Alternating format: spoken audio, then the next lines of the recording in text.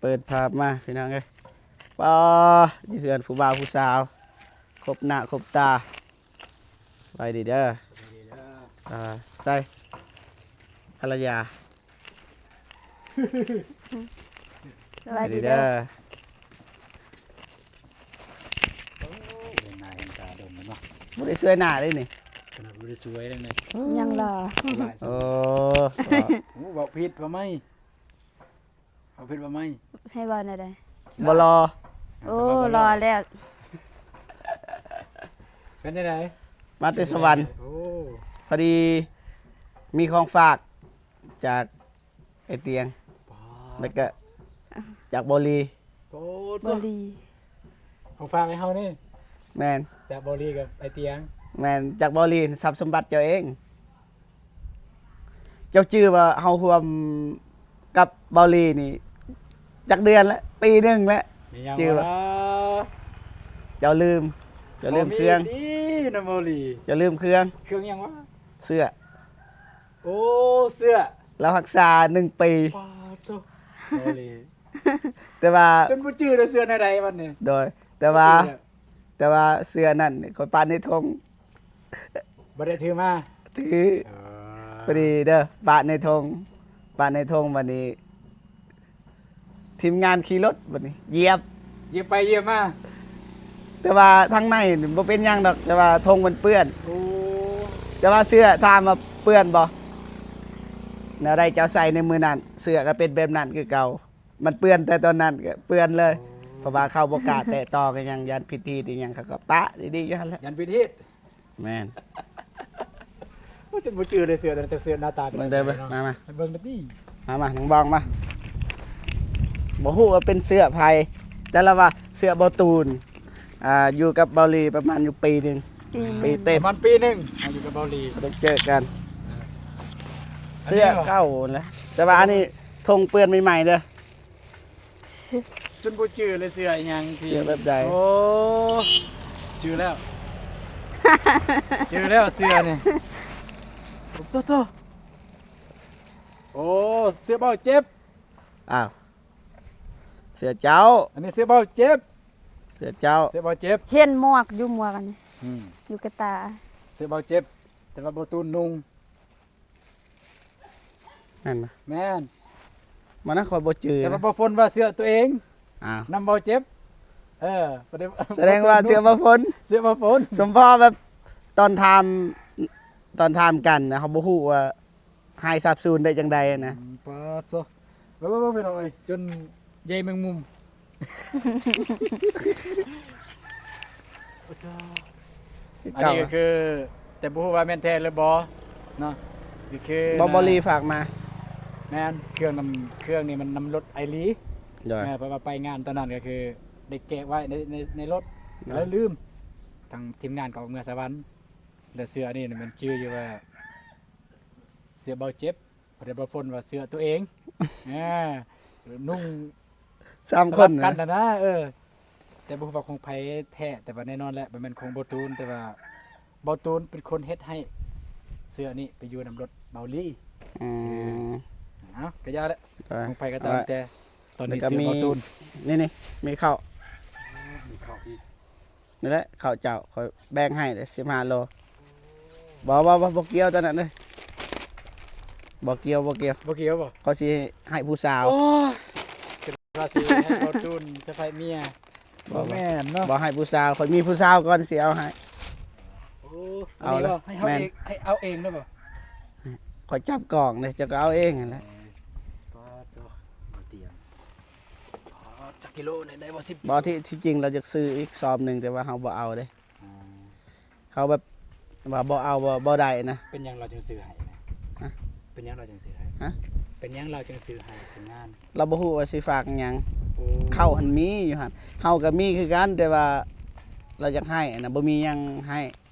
โอ้ยที่จริงแล้วเนี่ยสำหรับไอเตียงเนี่ยบ่จะเป็นต้องให้เป็นวัตถุสิ่งของ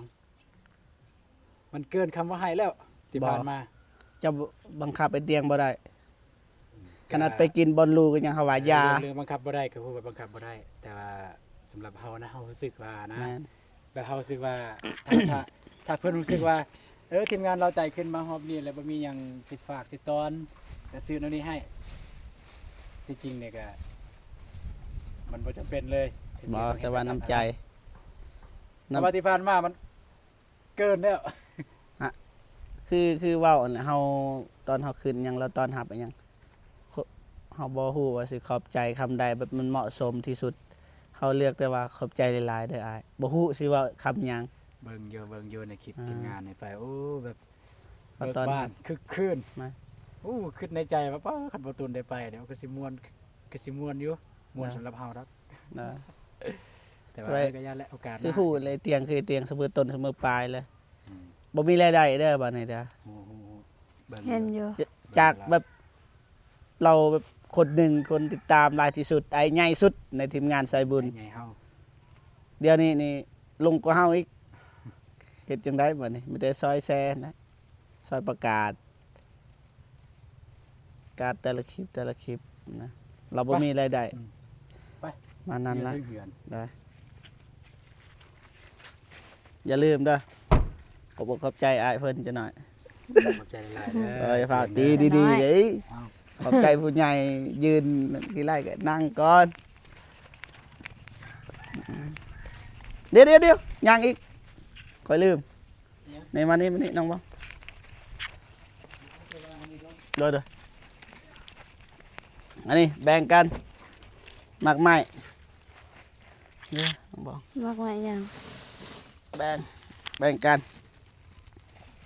จะบอกอยากให้เจ้าถือดอกมันหนักเจ้าหูว่าหมักไง บ่ มาเคาะไป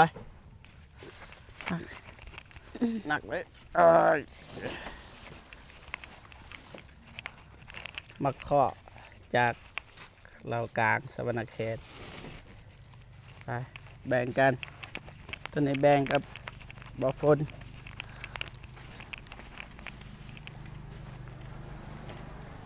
เชิญครับ เด้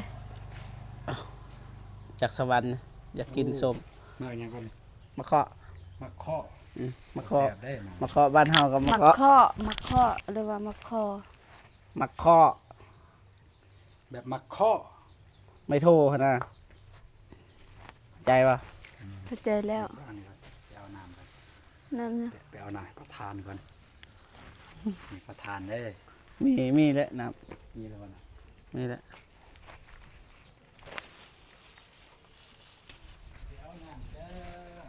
ส้ม กินได้นี่ กินบอร์อันนี้กินนั่นก็ได้ กินเลยเปลือก ทำลายแตกเลย กินเลยเปลือกกันนะดงบอก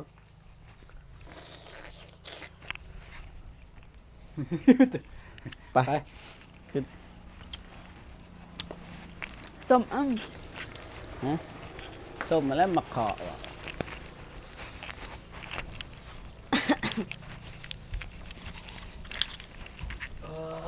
เอานั่งบ้านเนี่ย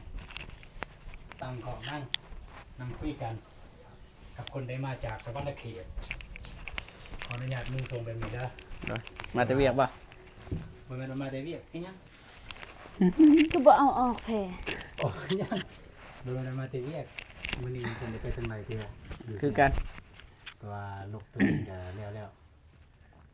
ก็เลยเช็คมาทีมงานเมื่อเสาร์นี้อืม เสร็จว่ะ เฮาก็ถามไปทางใดแน่มื้อนี้ว่างแน่มื้อนี้ก็สิไปนํ ไปได้อยู่ ได้เนาะ สิโทรหาไอ้นงขึ้นไปกรุงตูนนั่นแหละไปมอบเงินให้เอื่อยเพิ่นเงินก้อนสุดท้าย ของใคร เอื่อยอันเด้มีไอแดงเฝ้าสวนเด้ อ๋อ เป็นเงินก้อนสุดท้าย เป็นหยังก็ว่าจังซั่น เพราะว่าไอ้ายเพิ่นบ่มีรายได้เด้แต่ก่อนก็อยากซอยเอื่อยเพิ่นแต่ว่าตอนนี้นี่อายแล้วก็มีภาระหลายเงินก็บ่ได้นะแล้วก็เลยว่าถ้าอยากอยู่เฝ้าอันหยังเครื่องที่เราปลูกก็เฝ้าได้ แต่ว่าส่วนก็บ่จำเป็นปานใดละบ่มีเงินนะเด้แต่ก่อนก็พอมีเงินก็บิจ่ายอะนะ เราก็หาเวียกให้ใหญ่เพิ่นแต่ว่าตอนนี้บ่มีเด้ต่างคนต่างบ่มีเด้ เสียจังไดบ้านนี่ ก็บ่มีไผเฝ้า ไผไปเฝ้าอย่าง บ่มีไผเลย หรือว่าบ่เจ็บง่ายไปอยู่หั่นเลยไปนอนอยู่หั่น กลางคืนหรือไปนอนอยู่หั่นเช้ามากก็ออกมาถ่ายคลิปแค่นี้ ข่อยกล้าบ่ ก็กับโบโกบางคนโสดแน่ไปจำคือ แมนคนโสดไปจังคือแบบว่า ถ้าสิให้คนมีลูกมีเมียไปก็ต้องเอาลูกเมียไปนำเลยนั่นน่ะไปนอนหั่นเลย อืมเดี๋ยวสิหาทางก่อนสิ ก็ ก็ เฮ็ดจังได๋ได้ซอยทางอ้ายเพิ่นได้ประกอบส่วนอ้ายเพิ่นก็เฮ็ดไปหั่นเลยถึงแม้ว่าเพิ่นบ่ได้หาโดยตรงในจุดนี้ แต่คำตอบมันก็สัตว์ละสัตว์บอลที่ว่าเพิ่นบ่มีเงินจ้างแล้วสิจ้างคนอื่นไปเฝ้าอะนะ อืม แล้วเฮาก็เห็นใจเพิ่นแน่นอนว่าเพิ่นก็ห่วงอยู่ส่วน โอ้ เพิ่น ลงทุนมาหลายล้านเลย ก็นั่นแหละห่วงส่วนแต่บ่มีเงินสิจ้างเพราะฉะนั้นในใจลึกๆของเพิ่นน่ะมีอยู่บ่เพิ่นสิอาสาไปเฝ้าโดยเฉพาะทีมงานเฮาประมาณนั้นนะถ้าทีมงานเฮาผู้ใดที่คิดว่ามีเวลาแน่แล้วก็สะดวกแน่ก็ไปเฝ้าให้เพิ่นถ้าบ่ทุนยังคือตะกี้นี่โอ้ไปนอนอยู่หั่นเลยสบายๆ เอาตอนนมวัยรุ่นเนาะ ไปนอนโดยมีภัยเกินว่าเป็นภัยม่วงแน่ตะกี้ ตอนนี้ก็มีคนห่วงแล้วก็มีคนที่เฮาห่วงนํ แมนอันหลักก็สบายในอันนั้นก็บ่คือหั่นแหละสิไปนอนไปนอน แบ่งแล้วตัวนี้เด้อ ได้มีภัยแน่ ฝน โอ้แดงเบาฝน แบ่งแล้วเขาบ่ทันแบ่ง แบ่งแล้ว แต่ วันแล้ว เขา ยัง ยังว้าว โอ้คือแบ่งไว้เลย โอ้ค่อยตื่นมาก็มานี่แล้วค่อยแบ่งข้าวก็มาเลย สั่นมาขอ แล้วจำแจวเหรอ กับแจวกันคักเลย แจวหวานๆแจวหวาน ข้อยบ่เคยกิน บ่เคยซะบ่ บ่ ก็ลอง โบ่กินทั่วแดนทั่วเมือง เจ้ากินส้มบ่ได้ติถือผ้า จังหวะ เขาว่าคนถือผ้ามากินส้มเขาว่า ก็น่า แม่น จะได้อยู่ที่ กินเปลือกมันนะครับเจ้าล้างเลยดิ อันนี้มันสุกแล้ว เอาตัวบ่ทันได้สุกกินยังคักแซ่บ ตัวนี้ยำเลยยำแล้วกลืนเลยขอยกินอยู่กับน้องหนู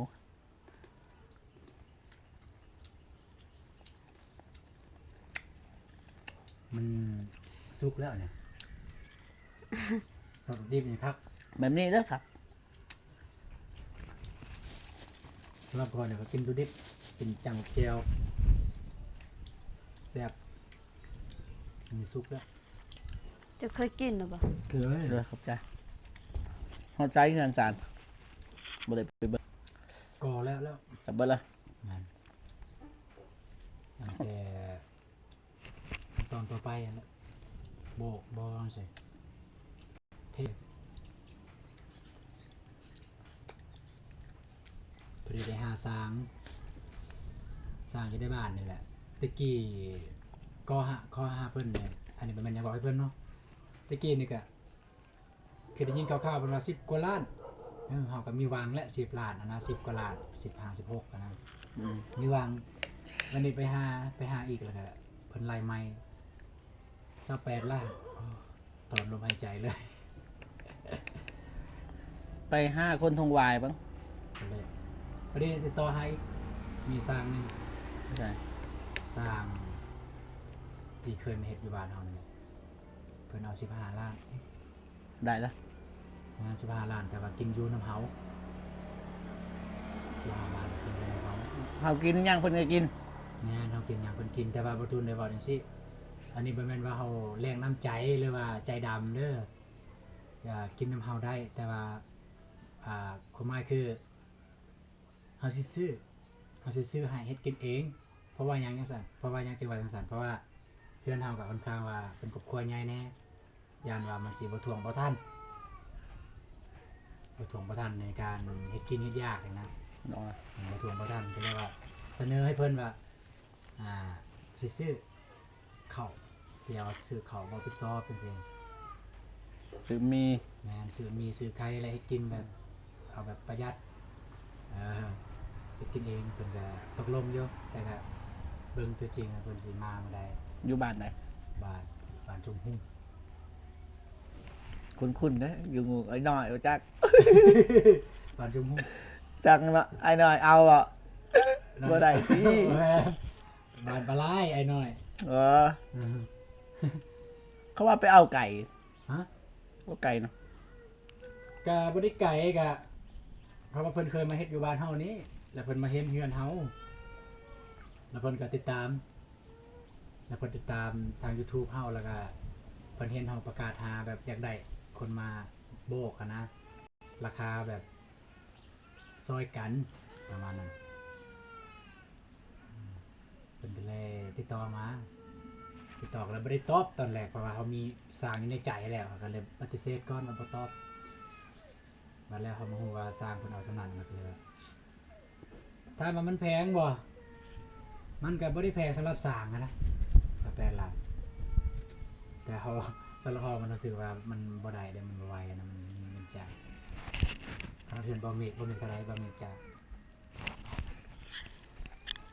ประมาณ30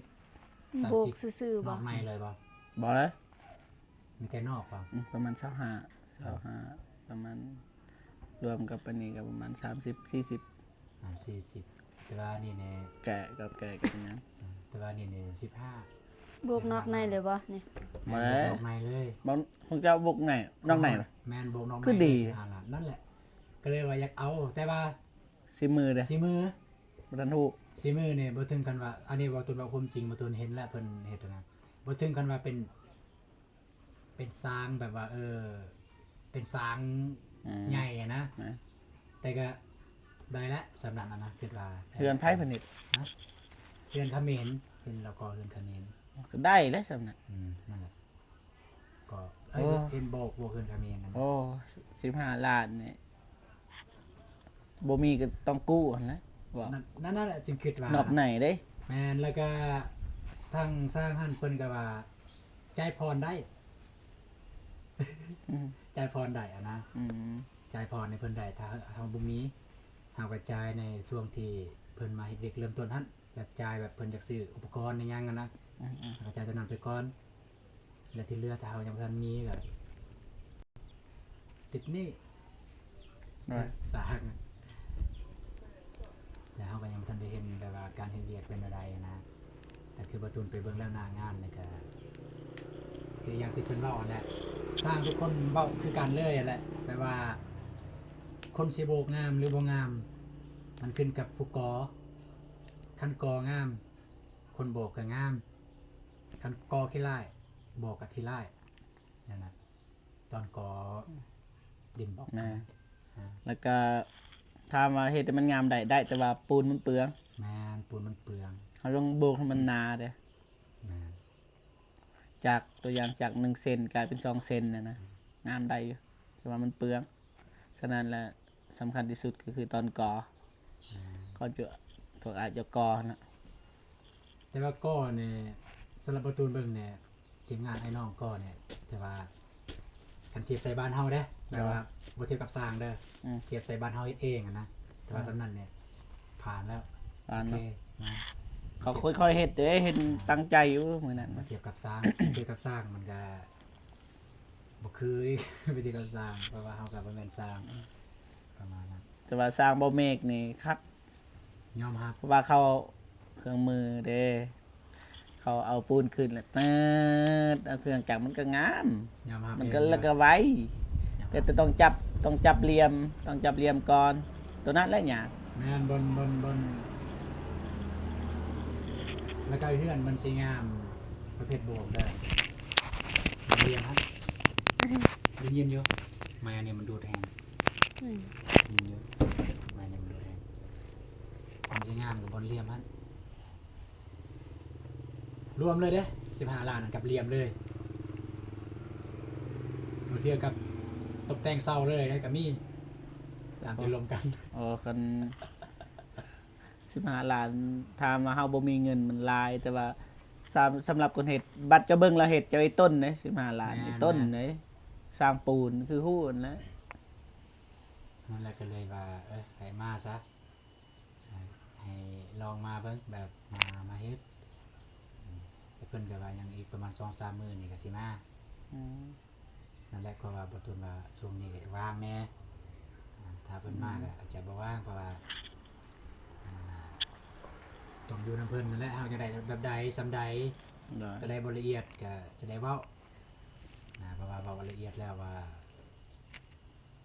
เฮาเนี่ยยูทูบเบอร์เด้อเฮาถ่ายคลิปเด้อ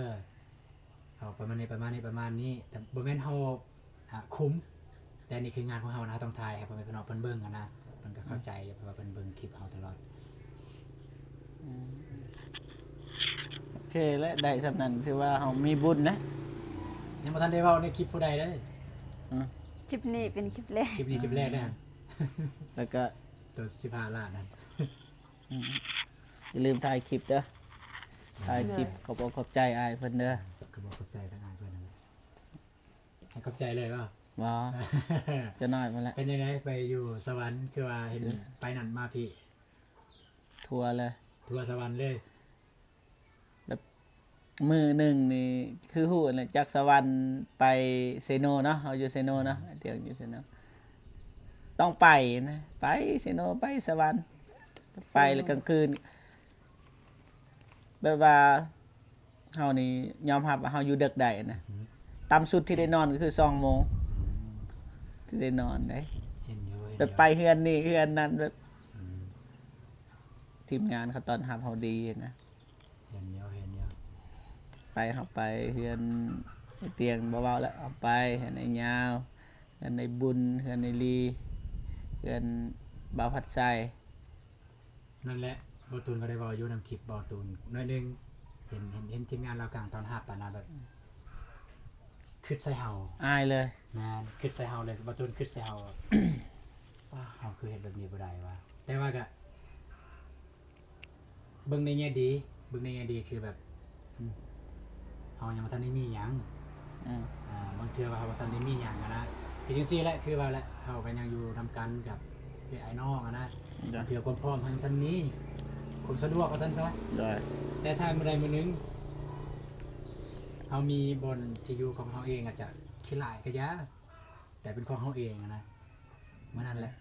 มื้อที่เฮาคิดว่าเฮาสามารถให้ทีมงานมาพักพิง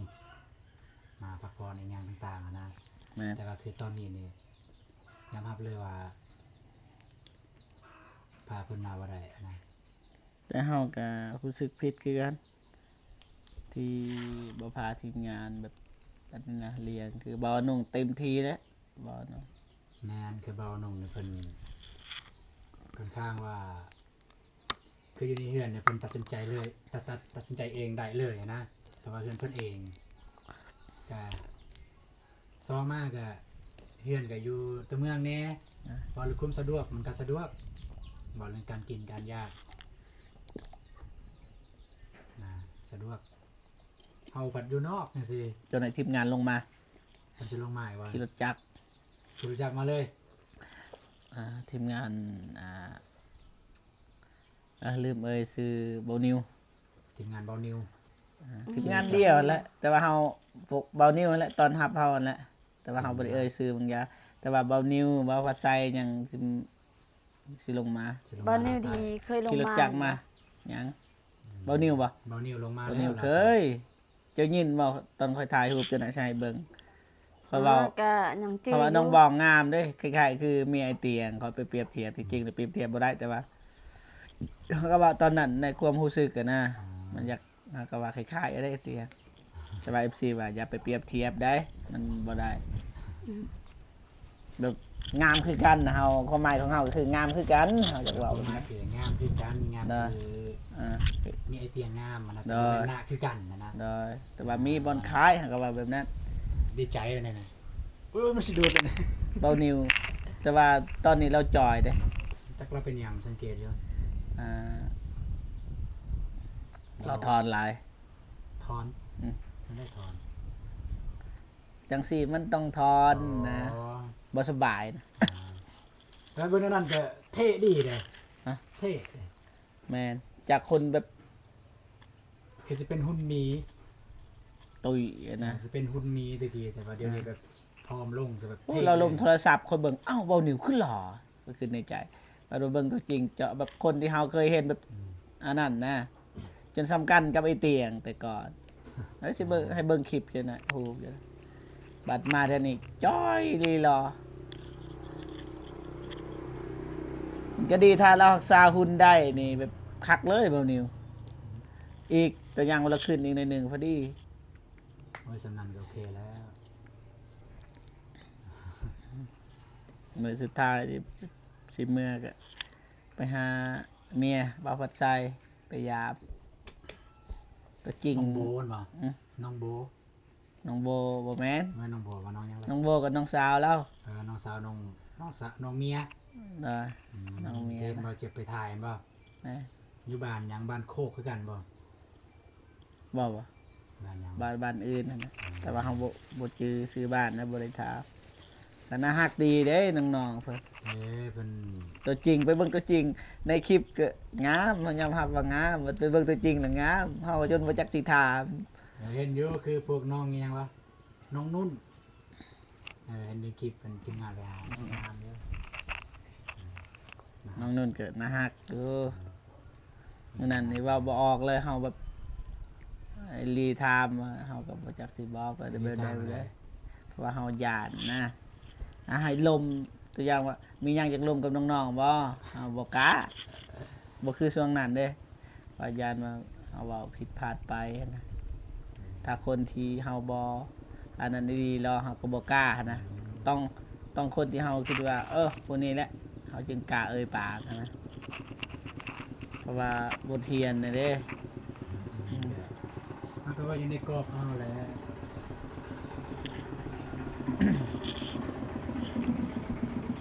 ก็บ่มีหยังหลายก็ประมาณนั้นแหละ เลย แต่ว่าอย่าลืมเฮ็ดคลิปก็ได้ ที่เอา ขอบใจ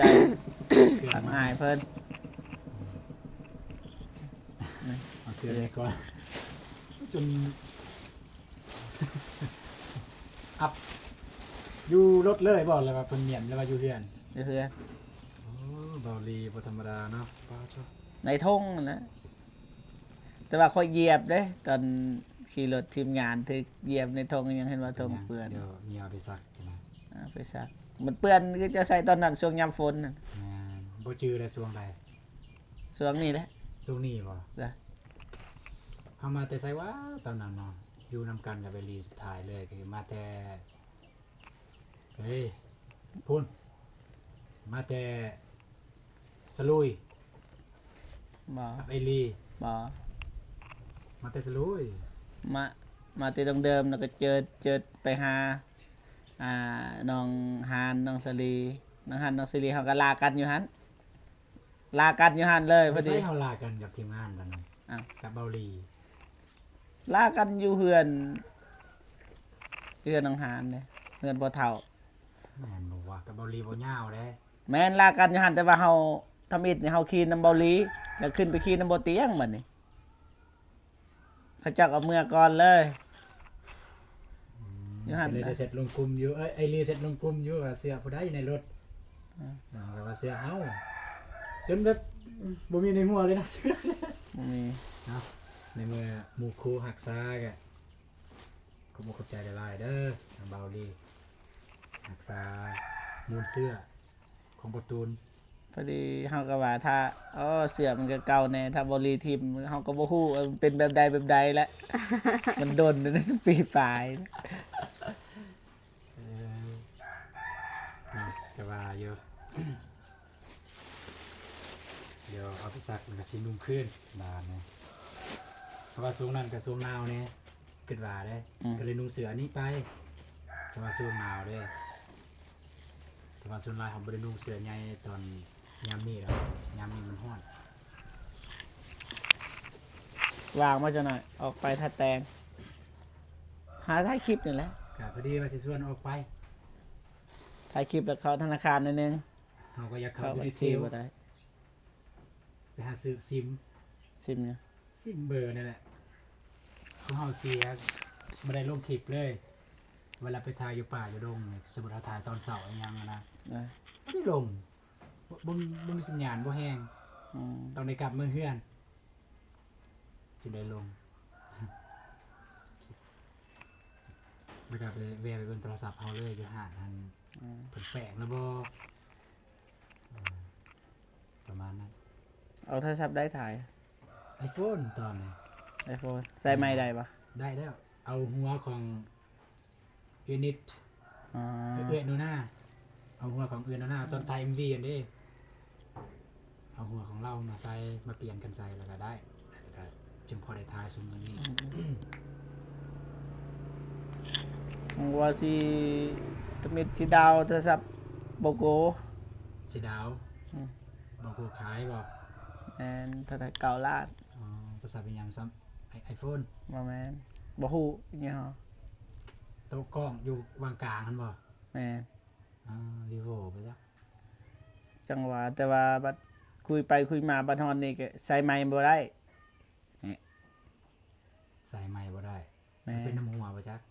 บ่เปลี่ยนหัวของเฮาหัวของอายนงเปลี่ยนลายคนน่ะ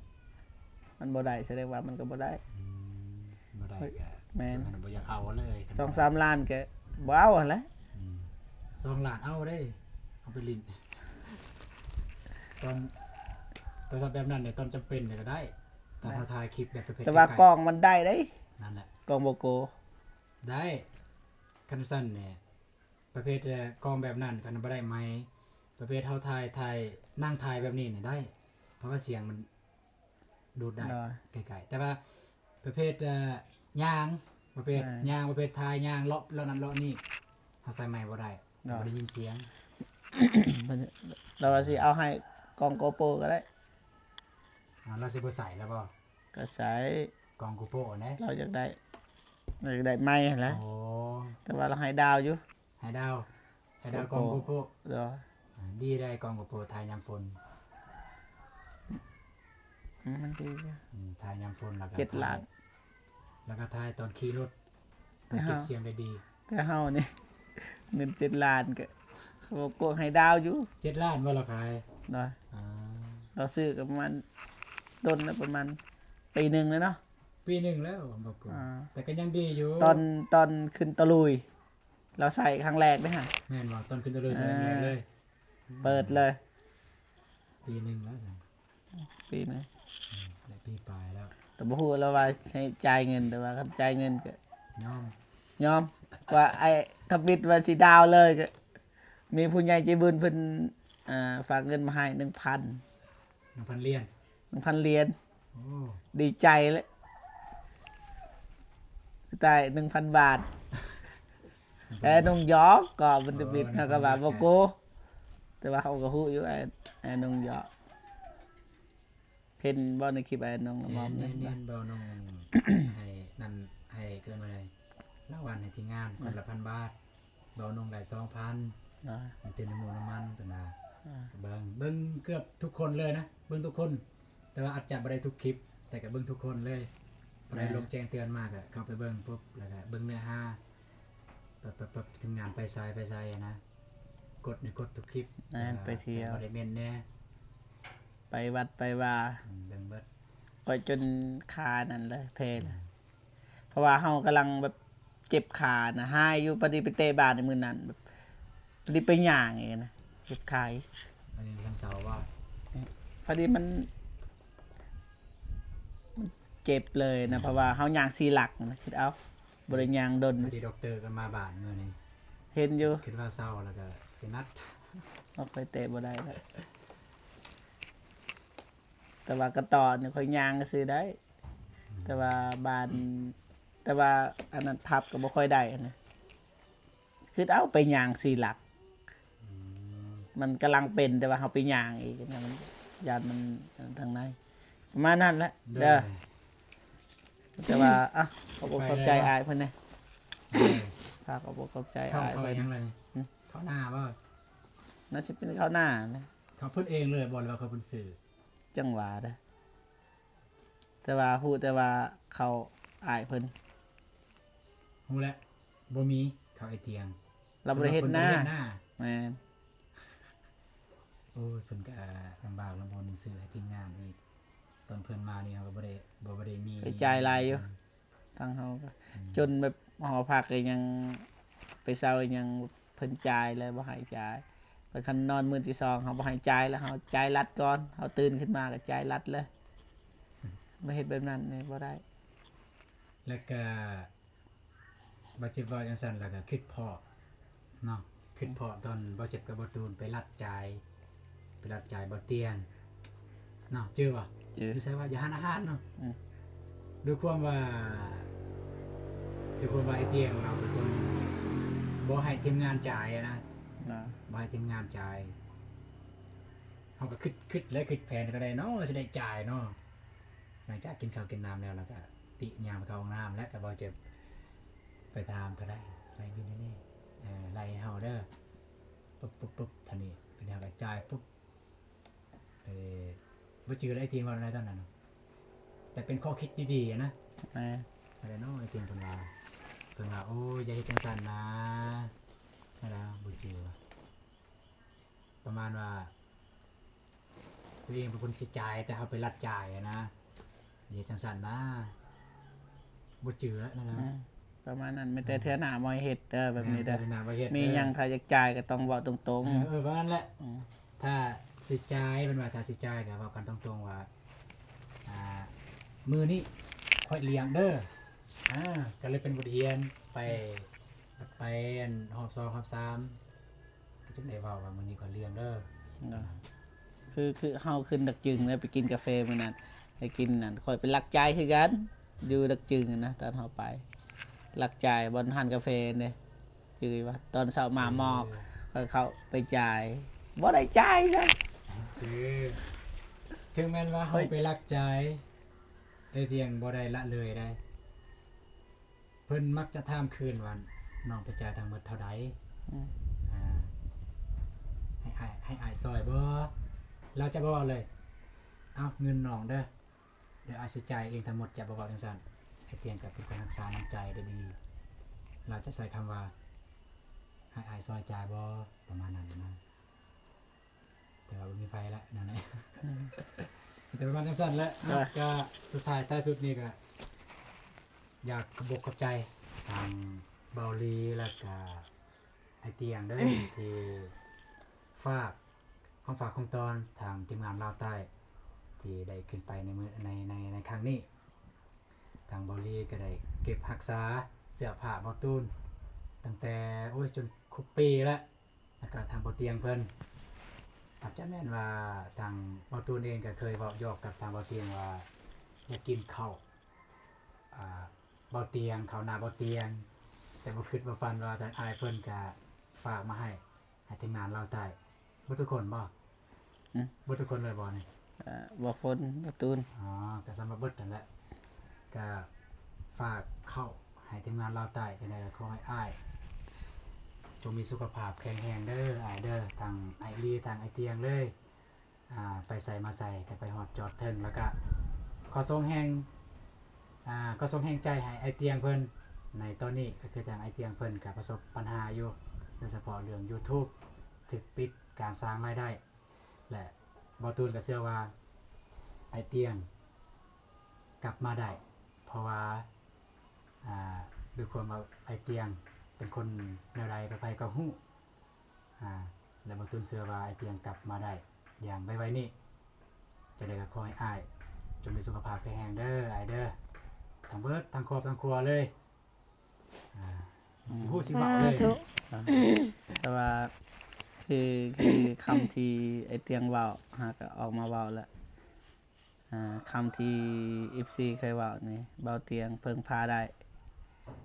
แล้วก็ไปซอยได้นะแต่ว่าเราเว้าต่าง แต่ว่าเดี๋ยวนี้บ่ฮู้ว่าสิใช้คำนั้นได้หรือบ่ว่าซองก็ถึกปิดแล้วเงินก็บ่มีเด้ช่วงนั้นนี่ใช้ก็เพิ่นได้นะเพิ่งพาได้อิหยังก็ได้นะไปฮอดอยู่ใส่ก็ไปแต่ว่าเดี๋ยวนี้คำนั้นยานใส่บ่ได้แล้วบ่มีเงิน บ่มีรายได้บ่มีหยังนะ